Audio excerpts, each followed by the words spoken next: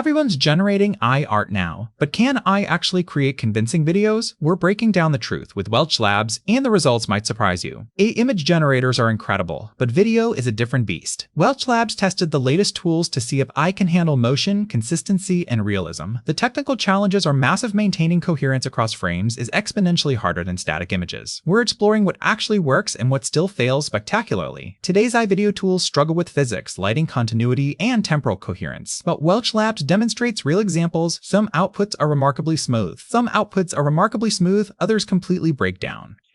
I have a natural real examples. Some outputs are marked. Understanding these limits helps us use these tools strategically as creative assets, not standalone solutions. Despite limitations, AI videos excel for specific use cases: concept previews, background elements, motion study references, and design exploration. Artists using these tools strategically, combining AI output with post-production refinement, are creating stunning work. The key is knowing when to use AI as a foundation versus expecting it to replace traditional animation entirely. We're at an inflection point. As models improve, AI video will become essential for rapid prototyping and ideation. Welch Labs predicts multimodal workflows combining AI generation will dominate creations.